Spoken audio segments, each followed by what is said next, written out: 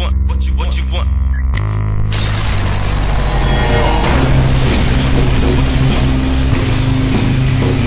on. What you want, what you want. Come. Hi guys, Aceface back with another video for you, and I've got a tactics video and a little bit of advanced tactics for you today, and a little kind of list stroke tactic that I've been experimenting with recently with the new Tyranid units and the inclusion of the mycetic spores, or whatever they're called, cyto whatevers, that are back for us now, and how to get your best use for them. And it's a bit of a clue, the fact that what you can see spinning around in front of you is a big brood of Lictors, is where I will start with. Now, one of the things with Lictors is they have a great rule, and that is that they allow anything that deep strikes in within 6 inches of them not to scatter. And that's just a general rule that all Lictors have, which is really handy. Now, before we had our drop pods back, it wasn't so useful, because generally, you know, I suppose you'd have some Raveners, possibly, maybe some Gargoyles or Trigons coming in, but on the whole, we didn't have loads of stuff deep striking in. Now, potentially, we can have tons of stuff dropping in. So, for us to get full use of this, it's really handy being able to be precise with how they come in, and having Lictors as beacons, little homing beacons for your pods, is a great way to get them in exactly where you want to. Now, the problem with Lictors is they are relatively soft, so they're only toughness 4, and they can be taken out pretty easily. Now, that is the problem with them.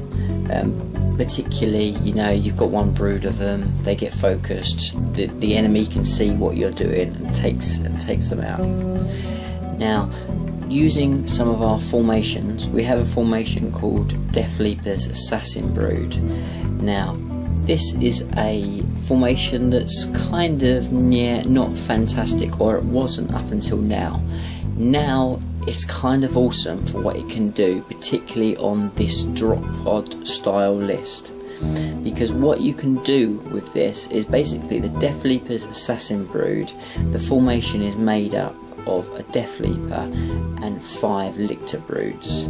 Now, all of those 5 Lictor broods are just individual Lictors, yeah?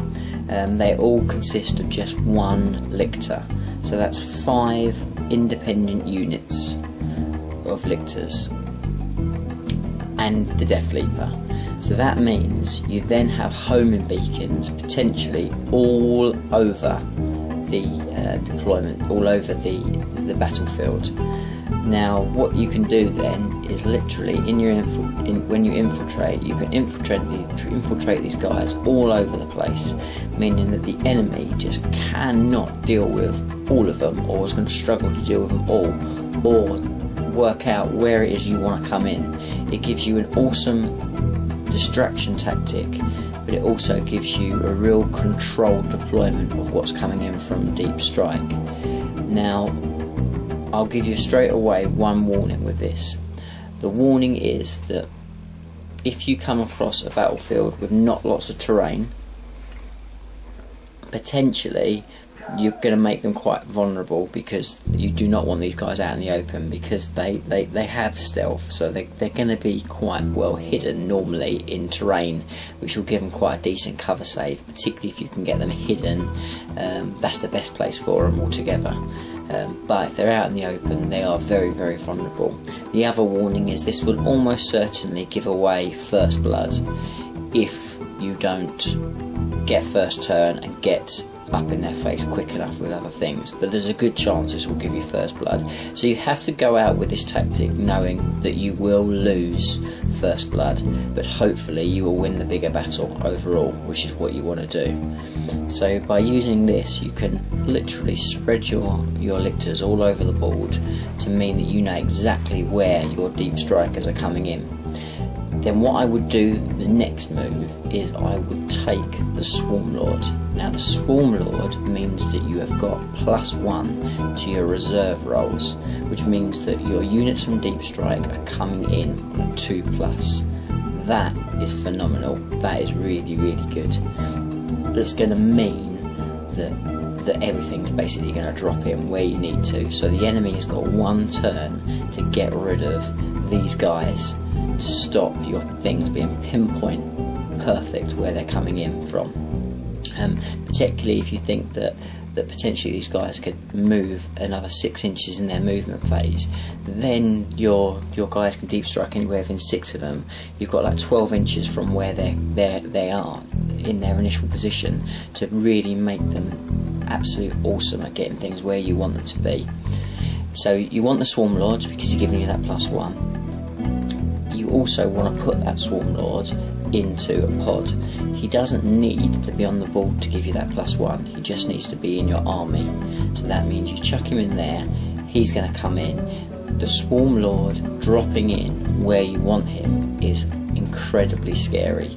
One, because he has awesome amount of psychic powers to throw at the enemy to buff units around that are also coming in around him, and 2, because when he gets in combat, the next turn he's going to rip anything apart. Now what you need to be careful again is it's not just a Swarm Lord coming in, you're putting in a lot of high profile targets. So let's take out Dave and you know, and obviously stuff that's probably a bit more unique and maybe not everyone's got access to, but let's just use it as an example. The Toxicrene, awesome new model. You drop him down, he's got his large blast, he's got his instant death, he's got loads of attacks, so you chuck him or 2 of him in a big unit of maybe Devil Gaunt spraying out a load and loads of Devourer shots, maybe a Trigon Prime dropping or mauling out with the Reaper of Obliterex, so he becomes an absolute combat beast, shooting 12 shots as well, and then you've got potentially 1 Hive Tyrant still flying, coming up and spraying with Devourer shots at the same time. You're putting an awful lot of target saturation into your enemy lines. And also with these Lictors, they don't all necessarily need to be right up and at them. They can be in the midfield, they can be really controlling the zones that you want to drop into, meaning that you've really got the control of the battlefield. You are telling your enemy where they need to concentrate firepower, you're telling the enemy where the danger's coming from, or trying to make them guess where the danger's coming from, which straight away gives you the upper hand and puts the emphasis on them to try and second guess you. It's a really exciting, really dynamic way of playing Tyranids, and I think that it's, well, from my experience of it already, it works incredibly well. It's very, very, very effective, and it's an awesome amount of fun. If you're playing Maelstrom or you're playing other objective type games, it's also awesome for that, because it means you can pinpoint onto the objectives that you want to pretty quick, and you can really take all those objectives straight away because you've got that awesome coverage with all these Lictors. So that's my little bit of advice today. If anybody really wants me to come out with a specific list, either for a 1500, 1850 or maybe even a 2000 points for this, I can do, but today what I wanted to do was really give you an overall flavour of how you can really come up with something quite devastating and an awful lot of fun. So I hope you found this tactic and this video useful. Please do drop in your comments and ideas below, and until the next time, I'll see you in the next video. Bye for now.